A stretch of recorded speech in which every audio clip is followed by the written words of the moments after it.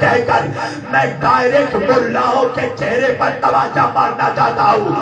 اللہ نے ملا کو اس کی اوقات بتائی کہ دیکھو تم اس لائق بھی نہیں ہو کہ اللہ تم سے ڈائریکٹ گفتگو کرے۔ ارے توجہ کیجیے گا، تم اس قابل بھی نہیں ہو کہ اللہ تم سے ڈائریکٹ کلام کرے۔ اللہ اپنے نبی سے کہہ رہا ہے حبیب آپ کہہ دیجئے، توجہ کیجیے گا، اے میرے نبی آپ کہہ دیجئے ہو اللہ احد، اللہ ایک ہے۔ توجہ کیجیے گا، بات کیا سمجھ میں آئی کہ اللہ نے سارے کائنات سے کلام کیا تو محمد کے لہجے کے وسیلے سے، محمد کے وسیلے سے۔ اچھا وسیلے کی ضرورت کیا تھی میری جان؟ ایک طرف اللہ قرآن میں کہہ رہا ہے اِنَّا هَدَيْنَاهُ السَّبِيلَ اِمَّا شَاكِرًا وَإِمَّا كَفُورًا۔ دیکھو ہم نے سبیل ہدایت کا انتظام کیا ہے، اب چاہے تم شکرانے نعمت کر کے شاکر بن جاؤ یا کفرانے نعمت کر کے کافر بن جاؤ۔ ایک طرف اللہ قرآن میں کہہ رہا ہے اِنَّا عَلَيْنَا لَلْهُدَىٰ وَإِنَّا لَنَا لَلْآخِرَةَ وَالْأُولَىٰ۔ دیکھو ہدایت کی ذمہ داری میری ہے، پوری توجہ۔ تو ہدایت کی ذمہ داری اللہ کی ہے کہ وہ ہماری ہدایت کرے اور ہم اس کی ہدایت کو قبول کریں۔ اب میرے ساتھ میں یہاں ماشاءاللہ مسلمانوں کا مجمع بیٹھا ہے، میں ایک سوال کروں گا، مسلمانوں یہ بتاؤ اللہ کہہ رہا ہے کہ وہ ہدایت کرتا ہے، تو یہاں پر کوئی بھی ایک انسان یا مسلمان مجھے ہاتھ اٹھا کر یہ بتا دے کہ اللہ نے اس کو ڈائریکٹ آ کر ہدایت کی ہو۔ توجہ کیجیے گا، تو الہ آباد کا مجمع جواب دے گا نہیں مولانا، اس نے کسی کو بھی ڈائریکٹ براہ راست آ کر اس نے ہدایت نہیں کی۔ وجہ کیا ہے؟ اگر وہ جہاں آ کر ہدایت کرے تو وہ نہ رہے، اور ہم اگر وہاں جا کر ہدایت لے تو ہم نہ رہے۔ تو اب درمیان میں ایک ایسے وسیلے کی ضرورت ہے جو ادھر سے لے اور ادھر دے دے۔ تو بھائی جو ادھر سے لے گا اس کا خالق سے قریب ہونا ضروری ہے، اور وہی جب ادھر دے گا تو بندوں جیسا ہونا بھی ضروری ہے۔ تو اس کی ایک جہت خدا کے قریب، دوسری جہت بندوں میں، تو خطا کسی کی نہیں ہے، یہ اپنے اپنے زاویہ نگاہ کی بات ہے۔ جس نے ادھر سے دیکھا اس نے محمد کو نور سمجھا، جس نے ادھر سے دیکھا اپنے جیسا بشر سمجھ لیا۔ ایک صلوات پڑھے محمد و آل محمد پر۔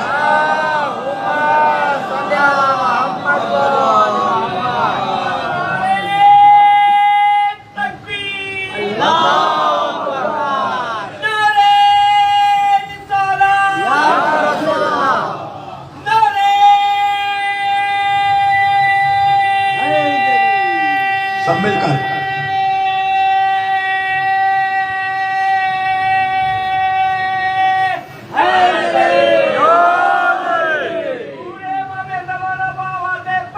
آواز بڑھا۔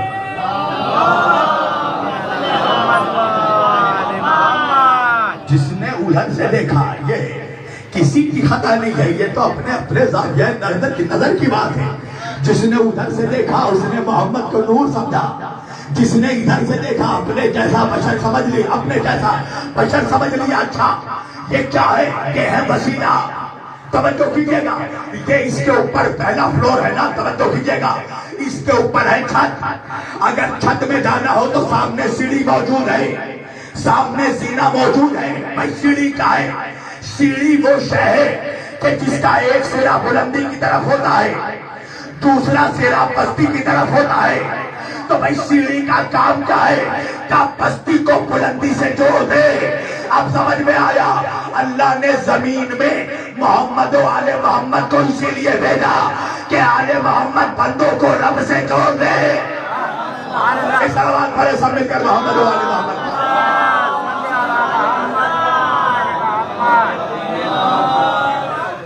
دیکھیے آپ میرے گلے کا حال دیکھ رہے ہیں، کیا حال ہے؟ اور اللہ میرا مولا بہتر جانتا ہے میں کتنا کیسے سفر کر کے آپ لوگوں کے درمیان اس وقت حاضر ہوا ہوں۔ لہذا یہ گلا ہے، مشین نہیں ہے، اور مجھے یقین ہے کہ وہ مجمع میرے سامنے بیٹھا ہے جو کلیم پر نہ بھی بولے تو کلام پر ضرور بولتا ہے۔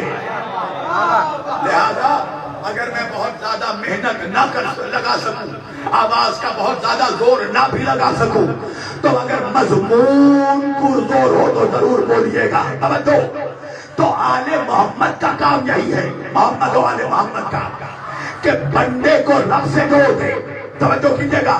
اچھا بھائی، ہم دعا کرتے ہیں نا، کس کے وسیلے سے دعا کرتے ہیں؟ محمد اور آل محمد کے وسیلے سے دعا کرتے ہیں نا۔ ایک طبقہ ہے ملت اسلامیہ میں جو یہ کہتا ہے کہ کسی کے وسیلے سے دعا مانگنا حرام ہے۔ توجہ کیجئے گا۔ اچھا، نام لے لوں؟ نہیں، اشارہ کروں گا۔ آپ کے ملک کا ایک نالائق ہے، سمجھ گئے نا؟ سمجھداروں کے لیے اشارہ کافی ہوتا ہے۔ نالائق کا نام مت پوچھنا، اس لیے کہ ممبر سے نالائقوں کا نام نہیں لیا جاتا۔ توجہ، آپ کے ملک کا ایک نالائق ہے، گلی پار ہو کر گھوم رہا ہے۔ کیا کہا اس نے؟ نعوذ باللہ، اس نے کہا کہ آج محمد صلی اللہ علیہ وآلہ وسلم کے وسیلے سے دعا مانگنا حرام ہے۔ توجہ، ان کے وسیلے سے دعا مانگنا حرام۔ تو پوچھا گیا تو بھائی دعا کیسے مانگے؟ کہا اللہ سے ڈائریکٹ دعا مانگو۔ اب میرے سامنے یہاں نوجوان موجود ہیں، بھائی دعا ہے کیا؟ دعا کہتے ہیں التجا کو، فریاد کو، ریکویسٹ کو، اور ہلکا کر دوں، دعا ہے میسج، اپنے دل کا میسج۔ بندہ چاہتا ہے اپنے دل کا میسج اللہ تک پہنچا دے، اسی کا نام ہے دعا۔ توجہ، پروردگار غریب ہوں امیر بنا دے، میرے مالک بخیل ہوں سخی بنا دے، پروردگار جاہل ہوں عالم بنا دے، پروردگار مفلس ہوں غنی بنا دے، پروردگار بزدل ہوں بہادر بنا دے۔ تو بھائی دعا کیا ہے؟ کا اپنا میسج۔ اچھا، بندہ یہ چاہتا ہے کہ اپنا میسج اللہ تک ڈائریکٹ پہنچائے۔ میں نے کہا نالائق، پہلے مجھے یہ بتا کہ کیا اللہ نے بھی اپنا میسج بندوں تک ڈائریکٹ پہنچایا؟ کہا نہیں مولانا، اللہ کا سب سے بڑا میسج ہے قرآن۔ قرآن پہلے جبریل کو دیا، جبریل نے محمد کو دیا، محمد نے مسلمانوں کو دیا۔ ارے مولوی، اللہ جب اپنا میسج بندوں تک بغیر محمد کے نہیں پہنچاتا تو بندہ اپنا میسج اللہ تک بغیر محمد کے تھا۔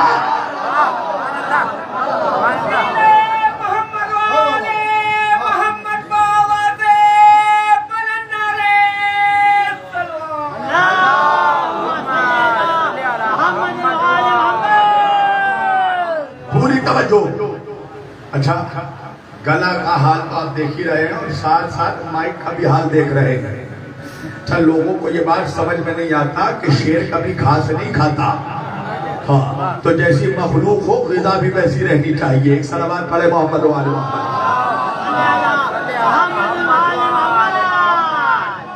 پوری توجہ۔ اللہ کہہ رہا ہے میرے حبیب بول، آپ ان لوگوں سے کہہ دیجئے، خود آپ ان لوگوں سے کہہ دیجئے۔ تو ایک بات سمجھ میں آ گئی نا مسلمانوں، کہ اللہ نے ساری کائنات سے، سارے جہان سے اللہ نے کلام کیا محمد کے لہجے میں، فرشتوں سے کلام کیا محمد کے لہجے میں، انسانوں سے کلام کیا محمد کے لہجے میں، جنوں سے کلام کیا محمد کے لہجے میں۔ نہیں، جملہ بدل کر کہہ دوں، آدم سے کلام کیا محمد کے لہجے میں، عیسیٰ سے کلام کیا محمد کے لہجے میں، موسیٰ سے کلام کیا محمد کے لہجے میں، شیش سے کلام کیا محمد کے لہجے میں، ادریس سے کلام کیا محمد کے لہجے میں، نوح سے کلام کیا محمد کے لہجے میں، صاحب سے کلام کیا محمد کے لہجے میں، سلیمان سے کلام کیا محمد کے لہجے میں، داؤد سے کلام کیا محمد کے لہجے میں، یعقوب سے کلام کیا محمد کے لہجے میں، یوسف سے کلام کیا محمد کے لہجے میں، ابراہیم سے کلام کیا محمد کے لہجے میں، اسحاق سے کلام کیا محمد کے لہجے میں، اسماعیل سے کلام کیا محمد کے لہجے میں، ہارون سے کلام کیا محمد کے لہجے میں، یوشع سے کلام کیا محمد کے لہجے میں، زکریا سے کلام کیا محمد کے لہجے میں، یحییٰ سے کلام کیا محمد کے لہجے میں، ملائکہ سے کلام کیا محمد کے لہجے میں، حوروں سے کلام کیا محمد کے لہجے میں، غلمان سے کلام کیا محمد کے لہجے میں۔ سوال یہ ہے کہ اللہ نے سارے جہان سے کلام کیا محمد کے لہجے میں، تو محمد سے کلام کیا کس کے لہجے میں؟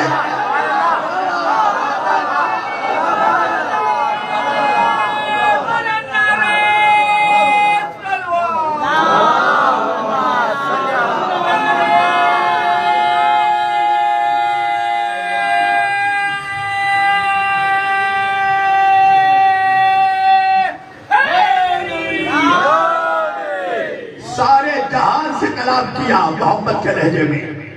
سوال یہ ہے کہ ایک وقت آیا جب میرا محمد آسمان کی طرف جانے لگا. پہلے آسمان کو عبور کیا, دوسرے کو پار کیا, تیسرے کو پار کیا, چوتھے کو پار کیا, پانچویں کو پار کیا, چھٹے کو پار کیا, ساتویں کو پار کیا.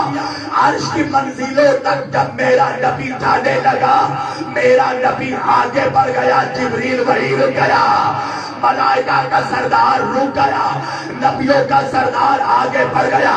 میرے نبی نے پلٹ کر کہا جبریل آگے کیوں نہیں چلتے؟ جبریل نے کہا یا رسول اللہ اگر ایک قدم بھی آگے بڑھ گیا تو میرے بالوں پر چل جائیں گے. مسلمانوں اپنے نبی کی عظمت کا اندازہ لگاؤ. جس مقام پر جبریل کے پر چل رہے تھے اس مقام پر محمد نالین پہنے چل رہے تھے. ہائے ہائے ہائے ہائے.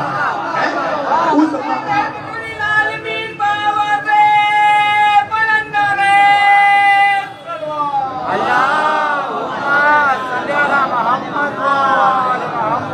جس مقام پہ جبریل کے پر چل رہے تھے اس مقام پر میرے نبی نالین پہنے چل رہے تھے.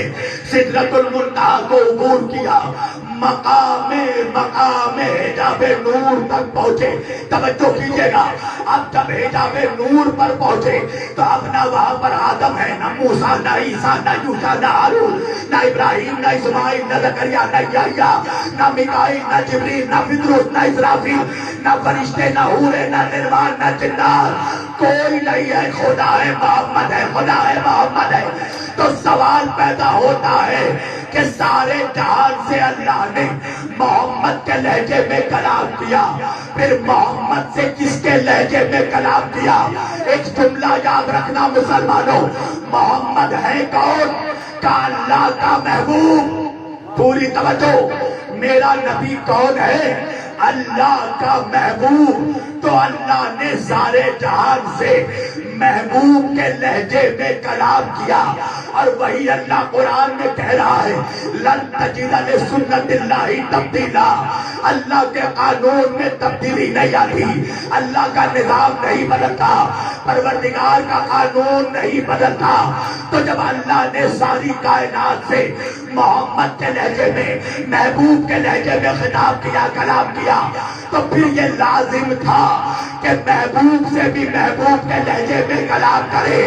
تو ایک بات سمجھ میں آ گئی نا مسلمانوں کہ میرا نبی اللہ کا ایک لوتا محبوب نہیں ہے. اس دنیا میں کچھ اور بھی لوگ ہیں جو اللہ کے محبوب ہیں, کچھ اور بھی لوگ ہیں جو اللہ کے محبوب ہیں. اب بحث اسی پہ کرنی ہے کہ محمد کے علاوہ کائنات میں خدا کا محبوب کون ہے؟ توجہ, اب میں جو حدیث پڑھنے والا ہوں بہت بڑا دعویٰ تو نہیں کرتا, اپنے علم پر ناز نہیں ہے, شاہ نجف کی عطا پر ناز کرتا ہوا بول رہا ہوں. شاید مجھ سے پہلے الہ آباد میں آج تک کسی مولوی نے یہ حدیث نہیں پڑھی ہوگی, اور وجہ بھی ہے کہ اچھے اچھوں کی حالت خراب ہو جاتی ہے اس حدیث کو پڑھنے میں. توجہ, حدیث پڑھنے سے پہلے میں حوالے دے دوں حدیث کے تاکہ علم کی بازی کڑیوں میں ابال نہ آئے. پہلا حوالہ اہل سنت کے حدیث کے بہت بڑے امام نسائی نے اس کو اپنی کتاب خصائص امیر المومنین میں اس حدیث کو لکھا. آپ کہیں گے مولانا امام نسائی کا پہلا نام کیوں لیا؟ وجہ ہے یہ وہی امام نسائی ہے کہ جس زمانے میں جب بنی امیہ کے کتے ممبروں پر بیٹھ کر مسجد کے خطبوں میں, مسجد میں ممبروں پر بیٹھ کر جمعہ کے خطبے سے جب علی کو بھوکا کرتے تھے, میرے مولا کو گالیاں دیتے تھے, جب 90 سالوں تک علی کو ممبر سے گالیاں دی جانی سنت بن گئی تھی, اس زمانے میں یہ وہی امام نسائی ہے جو شام کی جامع مسجد میں ممبر پر چڑھ کر جس نے علی کی عظمت پر پوری کتاب پڑھ کر سنائی, پوری کتاب لکھی اس زمانے میں, اور کتاب کا نام کیا رکھا؟ خصائص امیر المومنین امام علی ابن ابی طالب علیہ السلام۔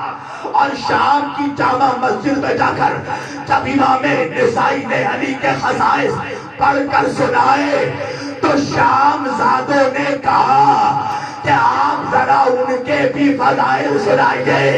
ارے مجمع کہا ہے اللہ جانے، سمجھ گئے نا؟ شام زادوں نے کہا کہ ذرا ان کی بھی عظمت تو سنائیے۔ تو امام نسائی نے کہا کہ ارے ان کی عظمت پر تو مجھے ایک بھی صحیح حدیث نہیں ملی سوائے اس ایک حدیث کے کہ نبی نے اس سے کہا تھا کہ اے ولا کے بیٹے تیرا پیٹ کبھی نہ بھرے۔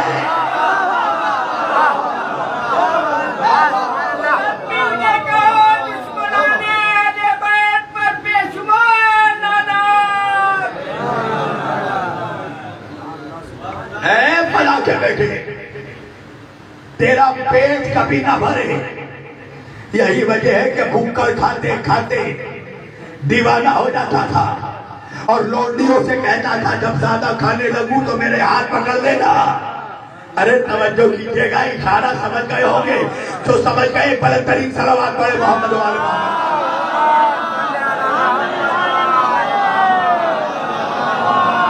توجہ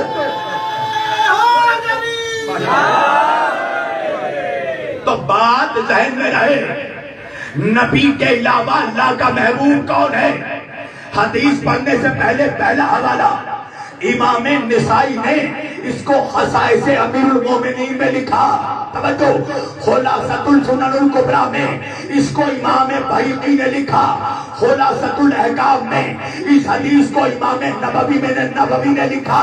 المستدرک الصحیحین میں اس کو امام حاکم نیشابوری نے لکھا۔ توجہ کیجئے گا، تدریب الراوی میں اس کو امام ابن حجر اسقلانی نے لکھا۔ السیرۃ الاعلام النبلا میں اس کو حافظ ابن زیدی نے لکھا۔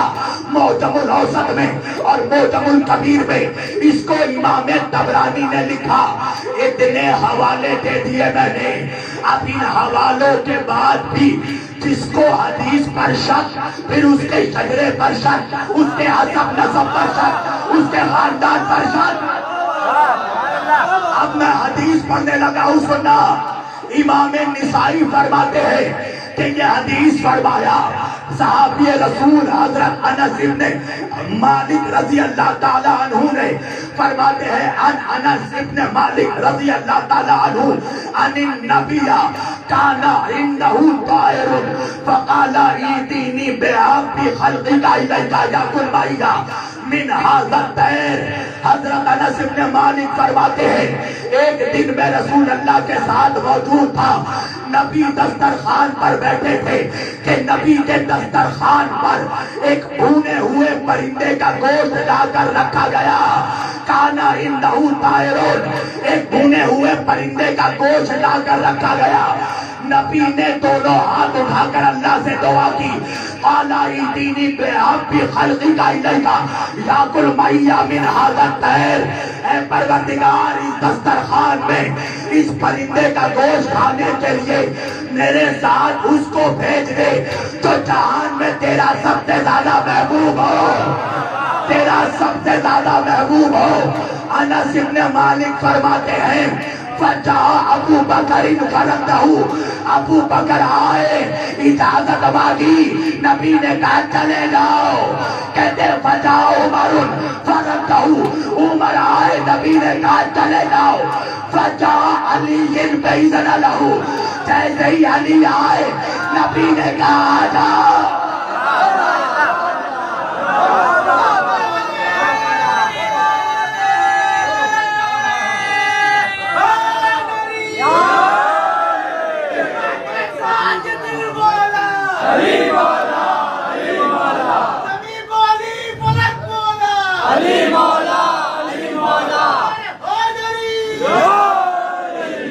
جیسے ہی علی آئے نبی نے کہا جاؤ، تو ایک بات سمجھ میں آ گئی نا الہ آباد والوں، اللہ نے سارے جہان سے کلام کیا نبی کے لہجے میں، اور نبی سے کلام کیا علی کے لہجے میں۔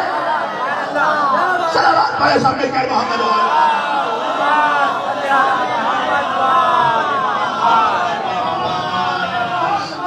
سارے جہان سے اللہ نے کلام کیا نبی کے لہجے میں، نبی سے کلام کیا علی کے لہجے میں، تبھی تو روایت میں ملتی ہے کہ نبی ایسا مسکرائے، ایسا مسکرائے کہ سارے دندان نظر آ گئے، آئے علی سے ملا، چہرہ دیکھا، ایسا مسکرائے کہ سارے دندان نظر آئے۔ تو اللہ نے سارے جہان سے کلام کیا محمد کے لہجے میں۔ اب ایک سوال پیدا ہوتا ہے مسلمانوں کہ اللہ نے جب سارے جہان سے محمد کے لہجے میں کلام کیا تو پھر سارے جہان نے محمد کو اللہ کا رسول کیوں نہیں مانا؟ اچھا یہ سوال تو بڑا ہلکا تھا، مگر اب جو میں سوال کرنے والا ہوں ہو سکتا ہے کچھ لوگوں کو میرے دماغ پر شک ہو۔ اچھا تعجب بھی نہیں ہے جب لوگ نبی کے دماغ پر شک کر سکتے ہیں۔ آئے آئے آئے ہمارے دماغوں پر شک کر لے تو کمال کیا ہے؟ توجہ، سوال سننا بڑا عجیب و غریب سوال کر رہا ہوں میں۔ اچھا سارے جہان نے، تو سارے جہان نے، عرب کے مشرکوں نے، کافروں نے محمد کو اللہ کا رسول نہیں مانا، ٹھیک ہے، مگر یہ بتاؤ کہ عرب کے مشرکوں نے محمد کو خدا کیوں نہیں مانا؟ آپ بھی سوچتے ہوں گے نا کہ صحیح معنوں میں یہ تو عجیب و غریب بات ہے۔ ارے بھیا جب نبی ماننے کو تیار نہیں تھے تو خدا کیسے مان لیتے؟ سننا میری جان، میں بھی کوئی دیوانہ خطیب نہیں ہوں، 25 سال ہو گئے ہیں الحمدللہ، ممبر کا صدقہ ہے، خطاب کرتے کرتے دیوانوں والی بات نہیں کی جاتی ممبر پر۔ جب کہہ رہا ہوں تو بعد میں زور ہے تبھی کہہ رہا ہوں۔ وجہ یہ ہے الہ آباد والوں کہ مشرکوں کے لیے محمد کو نبی ماننا آسان، نبی ماننا مشکل تھا، خدا ماننا آسان تھا۔ آپ کہیں گے مولانا خدا ماننا آسان تھا؟ ہاں ہاں میری جان، پہلے یہ تو دیکھو کہ ان کے خداؤں کا اسٹیٹس کیا تھا۔ ارے اللہ جانے مرما کہا ہے، پہلے یہ تو دیکھو کہ مشرک کس کو خدا مانتے تھے۔ 360 بتوں کو خدا مانتے تھے۔ جہاں طاقت دیکھی اس کو خدا مان لیا، چاند کو چمکتے دیکھا اس کو خدا مان لیا، چاند ڈوبا سورج نکلا سورج کو خدا مان لیا، ہوائیں چلی ہوا کو خدا مانا، طوفان چلا طوفان کو خدا مانا، پتھر میں سختی دیکھی پتھر کو خدا مانا، لوہے نے پتھر کو توڑ دیا لوہے کو خدا مانا، آگ نے لوہے کو پگھلا دیا آگ کو خدا مانا، آگ کو پانی نے بجھا دیا پانی کو خدا مانا۔ تاریخ یہاں تک کہتی ہے کہ میٹھا حلوہ بنایا، حلوہ زیادہ میٹھا لگا تو حلوے کو خدا مان لیا، اور جب بھوک لگی تو اسی حلوے کو کھا لیا۔ ارے اللہ جانے خدا خور قوم، یعنی جس کو خدا مانا اس کو ہی کھا لیا۔ تو بھائی یہ کون لوگ تھے؟ جہاں طاقت تھے کہ خدا مانا، 360 بتوں کے سامنے سجدہ کر دیا، ان کو خدا مانا۔ اب ایک بات بتاؤ الہ آباد والوں، وہ جو 360 بتوں کو خدا مان رہے تھے، کبھی ان بتوں نے ان سے کہا تھا کہ ہم خدا ہیں؟ نہیں نا، کبھی نہیں کہا نا۔ کہا کیسے کہتے؟ بت تو گونگے تھے، وہ کیسے کہتے کہ ہم خدا ہیں؟ اچھا خدا کہا نہیں بتوں نے، کبھی کوئی معجزہ کر کے دکھایا؟ کوئی چمتکار کر کے دکھایا؟ نہیں۔ تو بھائی سوال اٹھتا ہے نا، جو لوگ گونگے بتوں کو خدا مان سکتے تھے، بولتے ہوئے محمد کو خدا کیوں نہیں مانا؟ ارے توجہ کیجئے گا، ہاں چلو میرے ساتھ، میں بھی چلتا ہوں تمہیں سخت منزل پر لے چلتا ہوں۔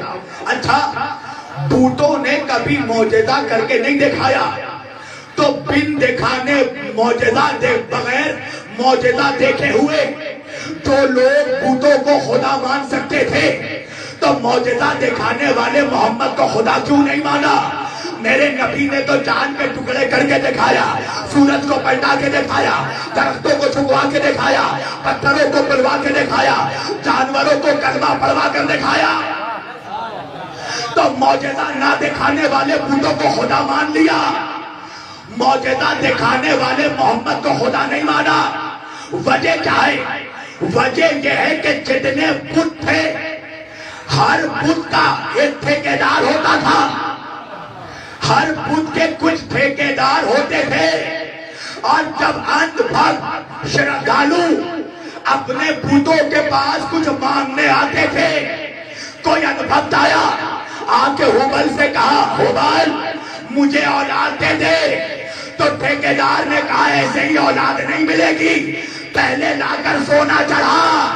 ارے توجہ کیجئے گا، پہلے لا کر سونا چڑھاؤ تب ہبل خدا دے گا۔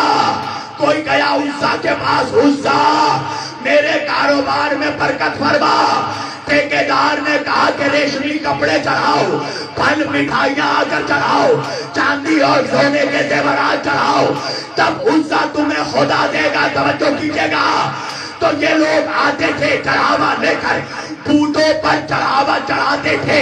سوال یہ پیدا ہوتا ہے کہ بت تو مردہ تھے، ان کو چڑھاووں کی ضرورت نہیں تھی، تو یہ چڑھاوے جاتے کہاں تھے؟ یہ جاتے تھے ٹھیکیداروں کے غلے میں، اور ان ٹھیکیداروں کو معلوم تھا کہ جب چڑھاوے چڑھانے والے آئیں گے تو بت تو کچھ منع نہیں کریں گے، اس لیے کہ ان کی تو زبان ہی نہیں ہے۔ تو ایک مزاج مشرکوں کا سمجھ میں آیا، بتوں کی خاموشی کو کیش کروانا چاہتے تھے، تو مشرکوں کا مزاج سمجھ میں آیا کہ خاموش کو لے لو، بولتے ہوئے کو چھوڑ دو، صامت کو لے لو، ناطق کو چھوڑ دو۔ تو یہی مشرک جب کلمہ پڑھ کر بعد میں منافق بنے تو انہوں نے بھی کہا قرآن کو لے لو، اہل بیت کو چھوڑ دو۔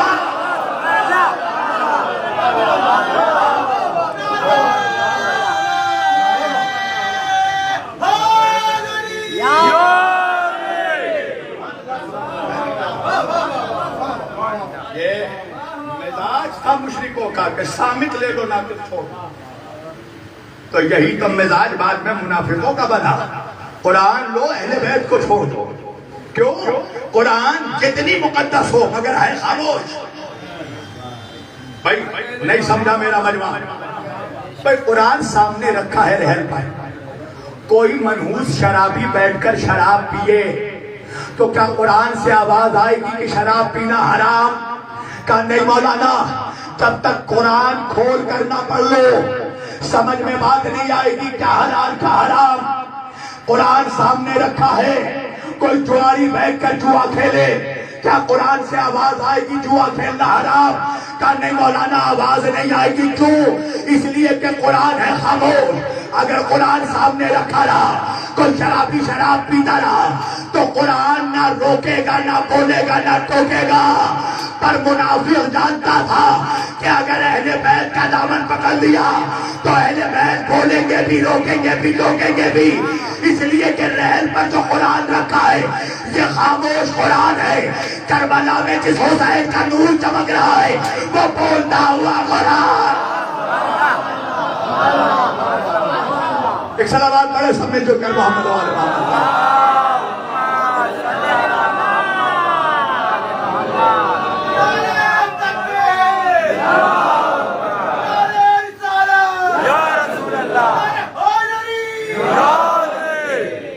مزاج سمجھ میں آیا مشرکوں کا کہ خاموش لے لو ناطق کو چھوڑ دو۔ یہی تو یزید چاہتا تھا کہ قرآن بھی ہو، تلاوت بھی ہو، اور دوسرے جگہ میں ناچ بھی ہو، عیاشی بھی ہو، نماز بھی ہو، شراب نوشی بھی ہو۔ کیا مطلب؟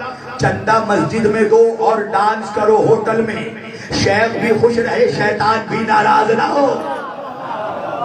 یہی تھا مزاج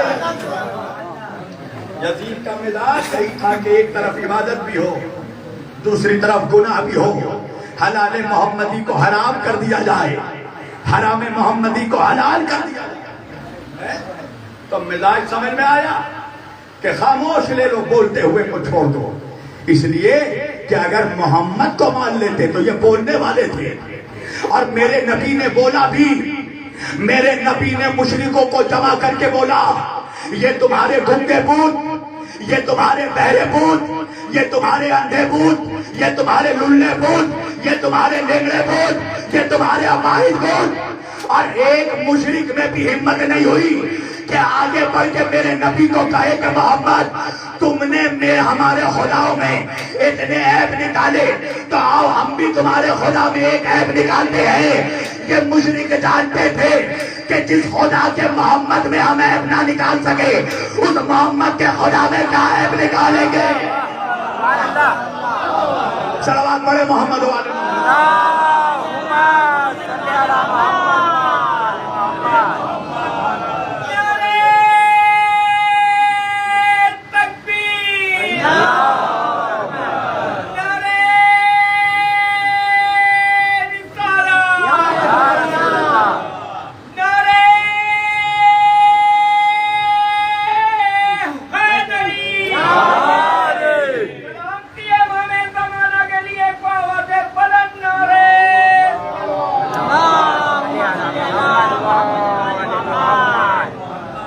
اچھا یہ بتاؤ جوانوں پڑھوں یا ختم کر دوں؟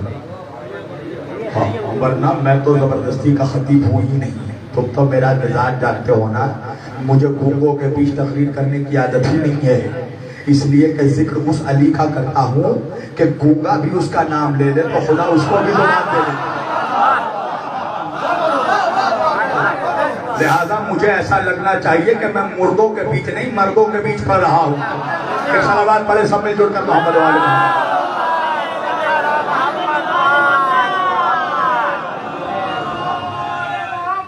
پوری توجہ۔ اللہ نے سارے جہان سے خطاب کر کے کہا قل میرے حبیب آپ ان سے کہہ دیجئے کیا اللہ ایک ہے۔ توجہ بس 10-15 منٹ۔ اللہ ایک ہے، اللہ یہ اپنے حبیب سے کیوں کہلوا رہا ہے کہ اللہ ایک ہے؟ خود کیوں نہیں کہتا کہ میں ایک ہوں؟ توجہ مصلحت ہے۔ اللہ اپنے نبی سے کہلوا نہیں رہا ہے، اللہ اپنے محمد کو اپنی توحید کا گواہ بنا رہا ہے۔ توجہ شاید یہ جملہ آپ تک پہنچ جائے۔ قل هو اللہ احد، اللہ اپنے حبیب کو اپنی وحدانیت کا گواہ بنا رہا ہے، اپنی توحید کا لا الہ الا اللہ کا گواہ بنا رہا ہے۔ تو ایک بات سمجھ میں آئی نا کہ اللہ کی توحید کے لیے بھی گواہ چاہیے۔ اور سنو اللہ نے اپنی توحید کا ایک نہیں 2 گواہ بنایا۔ کون ہے 2 گواہ؟ ایک خاموش گواہ، ایک بولتا ہوا گواہ، ایک صامت گواہ، ایک ناطق گواہ۔ خاموش گواہ ہے قرآن، بولتے ہوئے گواہ ہے محمد۔ شاید یہ جملہ آخری آدمی تک پہنچ جائے۔ اللہ کی توحید کے 2 گواہ، ایک خاموش قرآن، دوسرا بولتے ہوئے محمد۔ تو اب میرا مجمع، میرا جوان مجھ سے کہے گا مولانا جب اللہ کی توحید کے 2 گواہ خاموش قرآن اور بولتے ہوئے محمد، تو محمد کی رسالت کے بھی 2 گواہ ہونے چاہیے۔ اور بالکل 2 گواہ ہیں۔ اللہ قرآن میں کہہ رہا ہے اے میرے حبیب وَيَقُولُ الَّذِينَ كَفَرُوا لَسْتَ مُرْسَلًا قُلْ كَفَىٰ بِاللَّهِ شَهِيدًا بَيْنِي وَبَيْنَكُمْ وَمَنْ عِندَهُ عِلْمُ الْكِتَابِ۔ اے میرے حبیب یہ کافر جو کہتے ہیں کہ تو اللہ کا رسول نہیں ہے، تو تو ان کافروں سے کہہ دے کہ تیری رسالت کے لیے صرف 2 گواہ کافی ہے۔ ایک تو خود اللہ میں گواہ ہوں، قل کفیٰ باللہ شہیدا بینی و بینکم، ایک تو اللہ خود گواہ ہے، ومن عندہ علم الکتاب، اور دوسرا وہ گواہ ہے جس کے پاس پورے کتاب کا علم ہے۔ اب مسلمان فیصلہ کرے پورے کتاب کا علم کس کے پاس تھا؟ اس کے پاس جس کو ساری زندگی میں سورہ بقرہ یاد نہیں ہو سکا، یا اس کے بعد جو آغوش محمد میں قرآن سنا رہا۔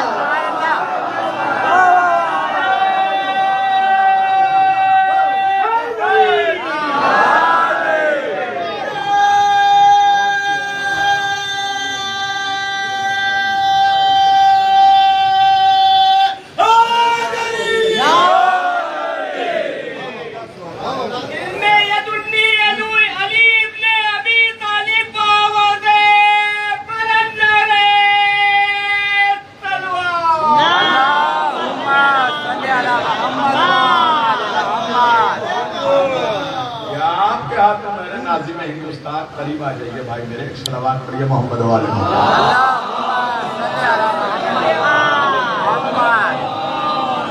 دو گواہ توجہ کیجئے گا، ایک اللہ گواہ ہے، قل کفیٰ باللہ شہیدا، تیرے اور میرے درمیان ایک اللہ کی گواہی کا، ومن عندہ علم الکتاب، اور دوسرا وہ گواہ ہے جس کے پاس پورے کتاب کا علم ہے۔ اللہ اکبر، پورے کتاب کا علم ہے جس کے پاس، توجہ کیجئے گا، تو پورے کتاب کا علم کس کے پاس ہے؟ اس کے پاس جو سوال کرنے والوں سے کہتا تھا پوچھ کر بتاؤں گا، یا اس کے پاس جو منبر پر بیٹھ کر کہتا تھا سلونی سلو، آئے آئے۔ تو اب تو معاملہ کلیئر ہے نا بھائیا، پوری ٹرانسپیرنسی ہے کہ محمد کی رسالت کے دو گواہ، ایک خاموش قرآن، دوسرا بولتے ہوئے علی، توجہ ہے، دوسرا بولتے ہوئے علی۔ تو اب وہ منحوس ملا ہی کیا جو علی کی عظمت کو ہضم کر جائے؟ مولوی کہنے لگا گواہ تو ہم بھی ہیں۔ تو بھی گواہ ہے، تو بھی گواہ ہے۔ کہاں گواہی دے رہا ہے مولوی؟ کہ نماز میں گواہی دے رہے ہیں ہم 5 بار، کیا؟ اشہد ان محمدن عبدہ ورسولہ۔ توجہ، ہم گواہی دیتے ہیں محمد صلی اللہ علیہ وآلہ وسلم اللہ کے عبد ہیں، رسول ہیں۔ توجہ، تو کیا تیری گواہی اور وہ گواہی برابر ہے جس کے لیے اللہ قرآن میں کہہ رہا ہے؟ نہیں، فرق ہے۔ قرآن میں اللہ کہہ رہا ہے محمد کی رسالت کے دو گواہ، توجہ، ایک خاموش قرآن، اللہ کی گواہی یعنی قرآن کی گواہی، ایک قرآن، دوسرا بولتے ہوئے علی، اور گواہی ہم بھی دے رہے ہیں۔ تو ہماری گواہی اور علی کی گواہی میں فرق کیا ہے؟ توجہ کیجئے گا، ہم ہیں اعلان رسالت کے گواہ۔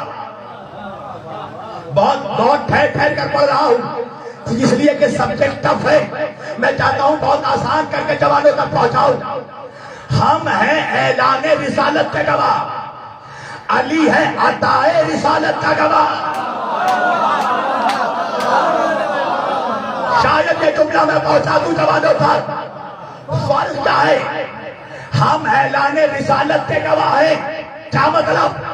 جب نبی نے فاران کی چوٹی پر کھڑے ہو کے اعلان کیا کہ میں اللہ کا رسول ہوں، تو مسلمانوں نے اس اعلان کو سنا اور پھر گواہی دی۔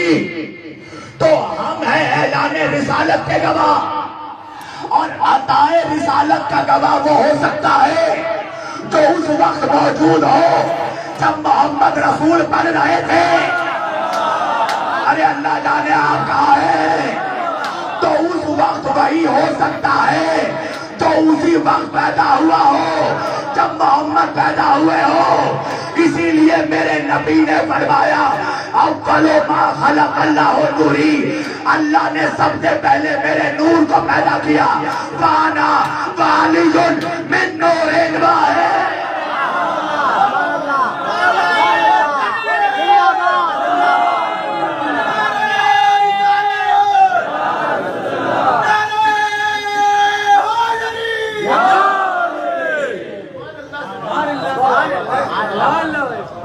یا تو یہ مان کہ علی رسالت محمد کا عطائی گواہ ہے، اور یا تو آج کے بعد منحوس قرآن پڑھنا چھوڑ دے، کیونکہ پھر نعوذ باللہ یہ آیت جھوٹی ہو جائے گی۔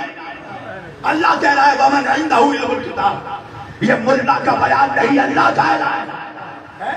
توجہ کیجئے گا، تو اب اللہ کی توحید کے دو گواہ، ایک خاموش قرآن، دوسرا بولتے ہوئے محمد۔ تو محمد کی رسالت کے بھی دو گواہ، ایک خاموش قرآن، دوسرا بولتے ہوئے علی۔ تو اب علی کی امامت کے بھی دو گواہ چاہیے نا، ایک خاموش قرآن، دوسرا بولتے ہوئے حسن۔ حسن کی امامت کے بھی دو گواہ، خاموش قرآن، دوسرا بولتے ہوئے حسین۔ حسین کی امامت کے بھی دو گواہ، خاموش قرآن، بولتے ہوئے زین العابدین۔ زین العابدین کے امامت کے بھی دو گواہ، خاموش قرآن، بولتے ہوئے محمد باقر۔ محمد باقر کی امامت کے بھی دو گواہ، خاموش قرآن، بولتے ہوئے جعفر صادق۔ جعفر صادق کے امامت کے بھی دو گواہ، خاموش قرآن، موسیٰ کاظم۔ اللہ جانے میں الہ آباد میں پڑھ رہا ہوں یا کہیں اور کر رہا ہوں، جعفر صادق کے امامت کے بھی دو گواہ، خاموش قرآن بولتے ہوئے موسیٰ کاظم، امام موسیٰ کاظم کے امامت کے بھی دو گواہ، خاموش قرآن بولتے ہوئے علی رضا، امام علی رضا کی امامت کے بھی دو گواہ، خاموش قرآن بولتے ہوئے محمد تقی کے امامت کے بھی دو گواہ، خاموش قرآن بولتے ہوئے علی نقی کے امامت کے بھی دو گواہ، خاموش قرآن بولتے ہوئے حسن عسکری کے امامت کے بھی دو گواہ، خاموش قرآن بولتے ہوئے امام مہدی علیہ السلام۔ تو اب امام مہدی کی امامت کے لیے بھی دو گواہ چاہیے۔ خاموش قرآن تو موجود ہے، بولتا ہوا گواہ کہاں ہے؟ اب سمجھ میں آیا اللہ نے عیسیٰ کو چوتھے آسمان پر کیوں روکا۔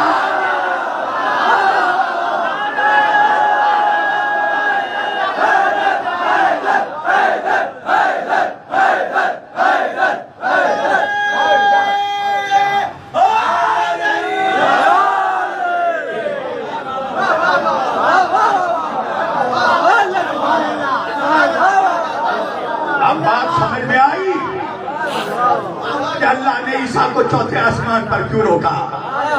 جب امام آئے گا تو گواہ بھی آ جائے گا۔ ایک صلوات پڑھے سب مل جل کر عظمت امام زمانہ۔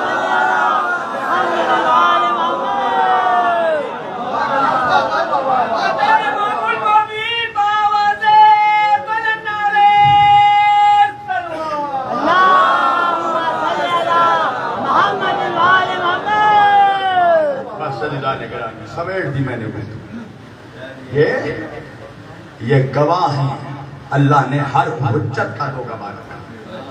اللہ اکبر۔ عزیزان گرامی، قسم خدا کی اگر زمانہ ان حجتوں کو سمجھ لیتا اور ان حجتوں کا دامن پکڑ لیتا تو آج مسلمان در در نہ پھرتا۔ نبی نے فرمایا تھا کہ اگر میری ساری امت علی کی ولایت پر ایک مقام پر جمع ہو جاتی تو اللہ جہنم کو پیدا نہ کرتا۔ ایک بات سمجھ میں آ گئی نا الہ آباد والو، جہنم بے نمازی کے لیے نہیں، دشمن علی کے لیے بنی ہے۔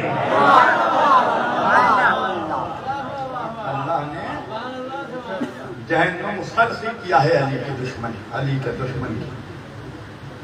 قسم خدا کی اگر علی کے دامن کو تھام لیتا مسلمان تو جو ذلیل اور رسوا نہیں ہوتا جو آج ہو رہا۔ یہ غدیر بھولنے کا نتیجہ تھا کہ کربلا کا سامنا کرنا پڑا۔ عزادارو، اگر مسلمان غدیر نہ بھولتا تو کربلا نہیں ہوتا۔ کیا ہوا کربلا میں؟ خدا کا سب کچھ بچ گیا، محمد کا سب کچھ لٹ گیا۔ اسلام خدا کا دین ہے نا۔ اسلام کربلا میں آواز دے رہا تھا، حسین میرے سینے میں درد ہے۔ حسین نے کہا اسلام پریشان نہ ہو، میں تجھے اکبر کا سینہ دے دوں گا۔ اسلام نے آواز دی حسین میرے بازوؤں میں تکلیف ہے۔ حسین نے کہا اسلام پریشان نہ ہو، میں تجھے عباس کے بازو دے دوں گا۔ اسلام نے کہا حسین اور بولا میرے گلے پہ تیر چلانا چاہتا ہے۔ حسین نے کہا اسلام پریشان نہ ہو، میرے خیمے میں میرا شیرخوار اصغر موجود ہے۔ اسلام نے کہا حسین فوج میرے جسم کو پامال کرنا چاہتی ہے۔ حسین نے کہا پریشان نہ ہو، اسلام گھوڑے دوڑیں گے مگر پامال تو نہیں میرا قاسم ہوگا۔ اسلام نے کہا حسین میرے سر پر کوئی چادر نہیں ہے۔ حسین نے کہا اسلام میں تجھے زینب کی چادر دے دوں گا۔ اسلام نے کہا حسین شمر خنجر لیا آ رہا ہے۔ حسین نے کہا خنجر چلے گا مگر سر تیرا نہیں حسین کا کٹے گا۔ اللہ آپ کو کوئی وقت دے سوائے ہمیں حسین نے۔ ادانارو سال بھر آپ انتظار کر رہے تھے کب محرم آئے گا، کب نبی کے نواسے پہ روئیں گے، کب زہرا کو ان کے بچوں کا پرسہ دیں گے. عزادارو انگلیوں میں گن لو اب چند دن بچ گئے ہیں. بچے جو اگلے برس ہم ہیں اور یہ غم پھر ہے. جو چل بسے تو یہ اپنا سلام آخر ہے. ہاں کیا قربانی پیش کی کربلا میں. اللہ کربلا میں جو دن کربلا کی ماؤں نے دیکھا ہے نا, اللہ ہماری ماؤں کو کبھی وہ دن نہ دیکھا. ہاں دادارو کربلا میں حسین جب اصغر کو لے کر گئے تو ماں کا پانی تھا, گلے پر تیر آیا. عزادارو حسین نے اصغر کے چہرے پر اپنی ابا کا سایہ اڑا دیا, ابا کا دامن اڑایا, خیمے کے قریب آنے لگے. سنو گے عزادارو, سکینہ نے حسین کو آتے دیکھا, ایک مرتبہ کہنے لگی بابا میرے بھیا کو پانی مل گیا. عزادارو حسین نے ابا کا دامن ہٹایا. ایک مرتبہ ام رباب نے جب دیکھا نا, کہنے لگی آقا کیا اسلام میں, کیا میرے رسول کی شریعت میں اتنے معصوم بچوں کو بھی نہر کیا جاتا ہے؟ عزادارو حسین اصغر کی لاش لے کر خیمے کے قریب, خیمے کے پیچھے گئے. ایک ننھی سی قبر بنا رہے ہیں, اصغر کو دفن کر رہے ہیں. ام رباب نے پوچھا آقا آپ نے صبح سے کسی کی لاش دفن نہیں کی, اصغر کا لاشا کیوں دفن کر رہے ہیں؟ حسین نے کہا رباب ہماری شہادت کے بعد ہمارے لاشوں پر ہماری نانا کی امت گھوڑے دوڑائے گی. ارے اکبر برداشت کر لے گا, عباس برداشت کر لے گا, مگر میرا شیر خان, میرا ننھا بچہ. اللہ خدا ان آوازوں کو سلامت رکھے. اللہ کبھی تمہیں کوئی غم نہ دے سوائے غم حسین کے.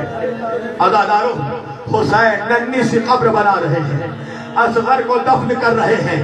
اتنے میں ایک شخص آیا, آ کر حسین کو سلام کیا, السلام علیکہ یا ابا عبداللہ الحسین, آپ پر میرا سلام. حسین نے طلب کر کہا بھائی تو کون ہے جو آج مجھے سلام کر رہا ہے, ورنہ آج کوئی مجھے باغی کہتا ہے, کوئی مجھے گالیاں دیتا ہے, تو کون ہے؟ سلام کرنے والے نے کہا آقا میں آپ کی بیٹی سغرا کا قاصد ہوں, مدینے سے سغرا کا خط لایا.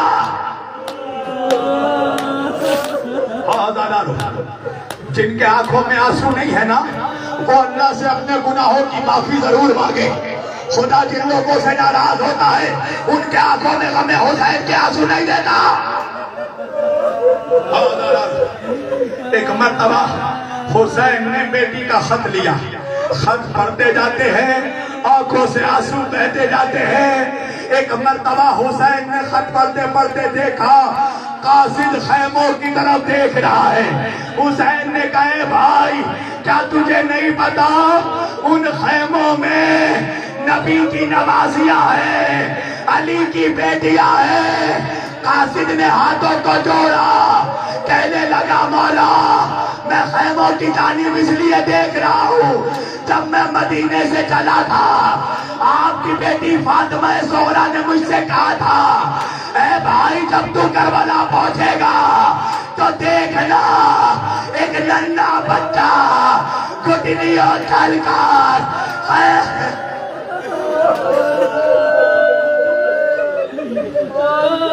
میرے اصغر کو میری طرف سے پیار کرنا.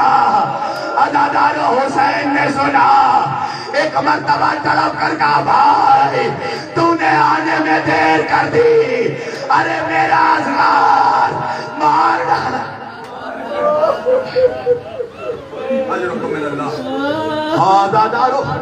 عزادارو بچہ تو مر گیا, ماں زندہ لاش بن گئی. عزادارو شام میں جب یاسران آل محمد کا قافلہ پہنچا, عزادارو آل محمد کو قید کیا گیا. بعض روایتوں میں ہے 1 سال، بعض روایتوں میں ہے 2 سال۔ بہرحال جب سالوں کے بعد آل محمد کو رہا کیا گیا نا، سید سجاد نے آ کر کہا پھوپھی اماں یزید نے ہم آل محمد کو رہا کر دیا۔ زینب نے کہا سجاد ایک شرط میں ہم جائیں گے، یزید سے کہو ہمارے شہداء کے کٹے سر ہمیں واپس کرے، ہمارے تبرکات ہمیں واپس کرے۔ عزادارو کٹے ہوئے سر آنے لگے، تبرکات آنے لگے۔ سنو گے تبرکات کیا ہے؟ ایک جلا ہوا جھولا، ایک خون میں بھرا ہوا کرتا، ایک پھٹی ہوئی چادر، ایک خون میں جمی ہوئی بالیاں۔ اللہ ان آوازوں پر رحم فرمائے۔ عزادارو مدینے سے جب یہ قافلہ جانے لگا نا، ایک مرتبہ زینب نے کہا سجاد ساری بیویاں موجود ہیں، تیری ماں رباب کہیں نظر نہیں آتی۔ سجاد نے رباب کو ڈھونڈا، زندان میں پہنچے کیا دیکھا؟ ارے جس طرح ایک ماں اپنی بچی سے لپٹے رہتی ہے، ارے رباب قبر سکینہ سے لپٹ کر کہہ رہی تھی سکینہ مدینہ جانے کا وقت۔ سکینہ تجھے بڑا شوق تھا نا سکینہ، تو پوچھتی تھی نا سکینہ اماں ہم گھر کا واپس جائیں گے، سکینہ گھر جانے کا وقت۔ ہاں دادا سجاد نے رباب کے بازوؤں کو پکڑ کر اٹھایا، قافلہ روانہ ہوا۔ ایک موڑ آیا، ایک راستہ مدینے کو جاتا تھا، ایک راستہ کربلا کو جاتا تھا۔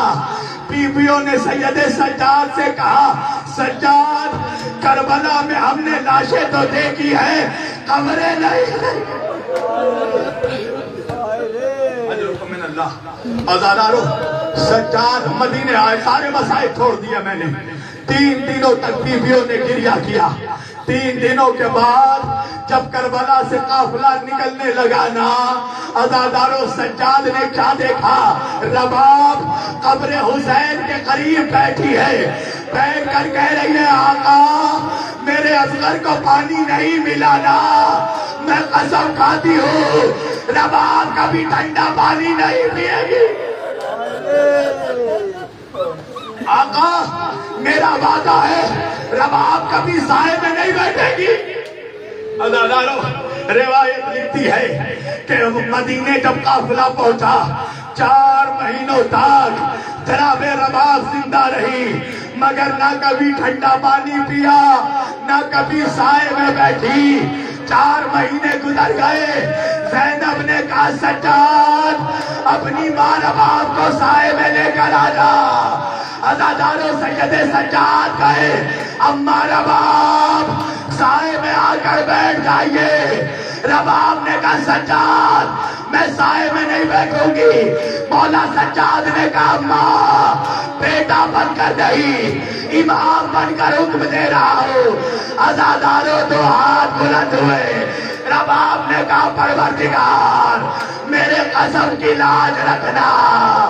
ارے رباب کو سائے میں لایا گیا۔ زینب نے کہا سجاد رباب کچھ نہیں بولتی۔ سجاد نے بازوؤں کو ہلایا، کہا پھوپھی اماں میری ماں مر گئی۔